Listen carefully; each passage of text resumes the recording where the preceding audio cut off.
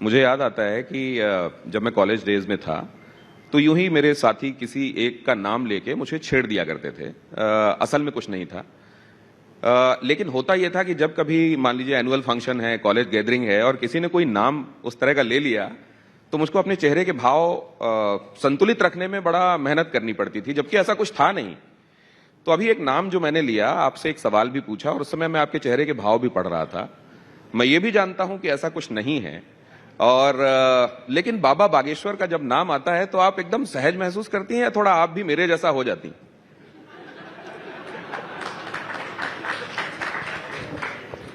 देखिए, मुझे ऐसा लगता है कि ये अब इतना एक तो पुराना इंसिडेंट हो चुका है कि अब नाम आते ही मतलब मुझे लगता है कोई और क्वेश्चन होगा ही नहीं, शायद वही रूमर का क्वेश्चन होगा। इसीलिए पता नहीं, मुझे हंसी भी आती है और वो हंसी को मैं कंट्रोल करने की कोशिश करती हूँ कि वो ज्यादा डिसरिस्पेक्टफुल ना लगे। बट मुझे ऐसा लगता है कि आपको वो फील तब होगा जब मैं उनसे आज तक मिली नहीं हूँ। द ट्रूथ इज, मैं आज तक मेरा और उनका आमना सामना नहीं वो तो हुआ। ईश्वर से भी आप आज तक सीधे नहीं मिली होंगी।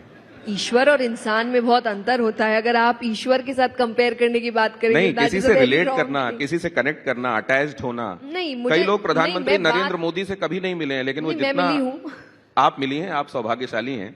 बहुत सारे लोग ऐसे नहीं हैं जो मतलब मिले हों, लेकिन वो बड़े पैशन से, उतनी इंटेंसिटी से उनसे जुड़ाव महसूस करते हैं। नहीं, आई वुड से उस सेंस में भी नहीं, क्योंकि नाम हम मिले नहीं, हमने एक ही बार बात की है और उस पर भी I think for just 5 minutes वो मुझे उन जो विवाह इत्यादि हो रहे थे उन्होंने मुझे इनवाइट किया था।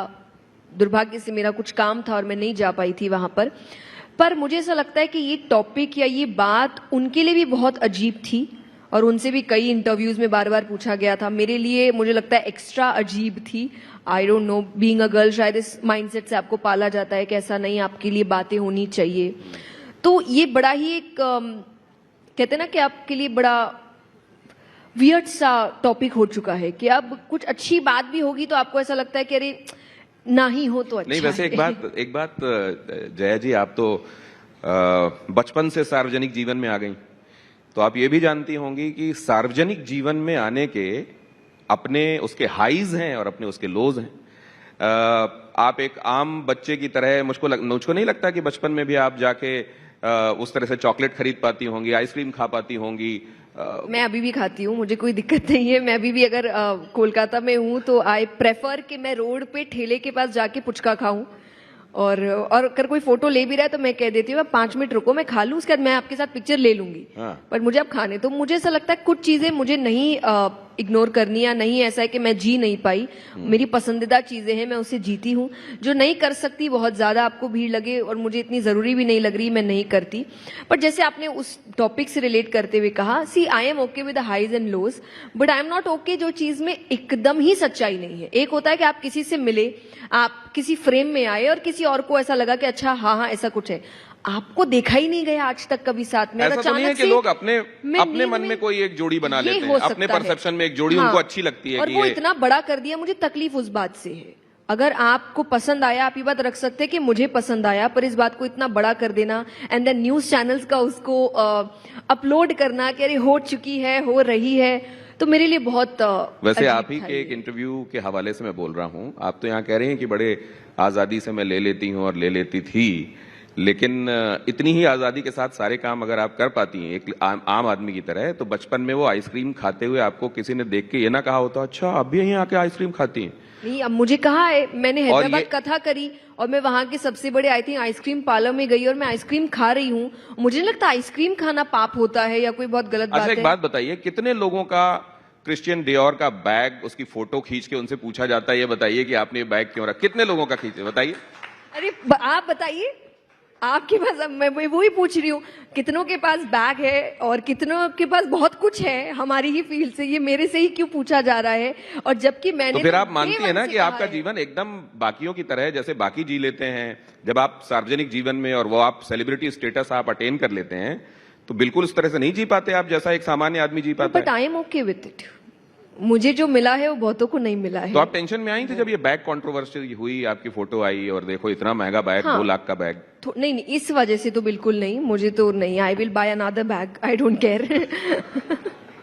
उस चीज का तो मुझे कोई टेंशन नहीं है। देखिए क्यों, क्योंकि मैंने हमेशा कहा, आई एम वेरी ऑनेस्ट। मैं 15 साल पहले भी अगर आप 20 साल, मुझे काम करते हुए 23 साल हो चुके हैं, एंड आई थिंक 10-15 साल पहले मैंने अपना शायद पहला इंटरव्यू दिया होगा, और मैंने उस इंटरव्यू में भी ओपनली कहा है कि मैं एक नॉर्मल लड़की हूं, मैं साधु संत साध्वी नहीं हूं। हाँ, मुझे अध्यात्म, मुझे भगवान की कथाएं अच्छी लगती है, मुझे पढ़ना अच्छा लगता है, मुझे भजन गाना अच्छा लगता है, और मैं ये काम कर रही हूँ। तो आप जब भगवान, क्योंकि यहाँ पर अपने देश में अगर आप भक्ति में हैं और सार्वजनिक रूप से आप जाने जाते हैं कि आप भगवत निष्ठ हैं, भगवत परायण हैं, भक्ति में लीन हैं, तो आपसे एक खास तरीके के त्याग और अलग जीवन की उम्मीद लोग करने लगते हैं। हो सकता है आपने जो सॉलिटेयर अभी पहना हुआ है उसकी फोटो भी कल आ जाए, तो आई डोंट नो। तो ये इसको आप ठीक मानती हैं? एक भक्ति में रहने वाले, भक्ति के क्षेत्र में, आध्यात्मिकता में रहने वाले व्यक्ति को क्या खास तरीके के संयम और त्याग के साथ रहना और दिखना आवश्यक है, या आप समझती हैं कि पूरी तरह से सांसारिक रह के वो आध्यात्मिक रह सकता है, और इसमें जो लोग सवाल उठाते हैं वो असल में वो उनकी सोच ठीक नहीं? यही नहीं, so I will answer it properly. मैं मानती हूं कि स्टूडेंट लाइफ के बाद 2 रास्ते जाते हैं, एक गृहस्थ है, एक वैराग्य है। अगर आपको वैराग्य लेना है तो प्लीज आप वैराग्य लीजिए। गृहस्थ में रह के मुझे एक बीच का जीवन जीना बिल्कुल पसंद नहीं है कि मैंने गृहस्थ चुना है तो मैं अच्छे से जीऊंगी। और मुझे लगता है भगवान के ऐसे कई भक्त हैं जो गृहस्थ में थे। अर्जुन, आई थिंक भगवान ने अर्जुन से तो नहीं कहा कि जो मुकुट पहना है त्याग दो, ये जो सोने के जेवर पहने त्याग दो, ये रथ छोड़ दो। और उनको तो भगवान ने गीता का ज्ञान दिया है। और जब अर्जुन कह रहे हैं कि युद्ध करने से अच्छा मुझे लग रहा है सब त्याग के चला जाऊं, तो भगवान ने कहा ये कायरों वाली हरकत है। आपका आध्यात्मिक होने का मतलब बाहरी दिखावा नहीं होता। आध्यात्मिक होना है आप मानसिक तौर तो से। जैसे मान लीजिए कि आप कभी, आपकी तबीयत ठीक नहीं है, मान लीजिए आपका स्टमक अपसेट है, मान लीजिए आपका सोर थ्रोट है, और उसी समय पानी के फुचके, बंगाल वाले पानी के फुचके आपके कोलकाता वाले आपके सामने लाके कोई रख दे, तो आप उस समय अपने आप को संयम और त्याग बता के कंट्रोल कर लेंगी? बहुत अच्छे से, बहुत अच्छे से। बहुत पसंद है जया किशोरी जी को, मतलब मुझे मैं कोई भी चीज अगर मैंने सोचा है कि मुझे अभी ये ग्रहण नहीं करना, आप मेरे सामने रख दीजिए, मुझे कोई फर्क नहीं पड़ता। तो मैंने इसीलिए कहा कि मुझे किसी को प्रूव करने की जरूरत नहीं है। तो आप कह रही हैं कि सांसारिकता में रह के कमल जैसे पानी में रहता है, लेकिन उसकी बूंदें, एंड नोइंगली कि ये सब टेम्पररी है। आप, मुझे पता है, आज मुझे पता है कि मेरा काम, मेरा फेम, मेरे पास जो चीजें हैं ये सब टेम्पररी है, ये मुझे पता है। पर ये मैं मानसिक तौर से ये याद रखती हूँ। पर उस चक्कर में मैं जब तक वो मेरे पास है उसे एंजॉय ना करूँ, ये तो मेरी मूर्खता है ना। क्यों ना करूं? और मैं अपने मेहनत से कर रही हूं, मैं गवर्नमेंट को बता रही हूं मैं कितना कमा रही हूं, मैं अपने टैक्सेस भर रही हूं, तो कोई थर्ड पर्सन फिर क्यों ही मुझसे पूछे? हाँ, अगर मैंने आपसे ये कहा है कि मैं वैरागी हूं, मैं ये सब नहीं करना आपको चाहिए। पता है जब नोटबंदी हुई थी तो बहुत सारे लोग किस बात पे खुश थे? ले बेटा आज लाइन पे लगे हो ना, ये इतना कमाए हुए तो आज बदलवा रहे हो ना।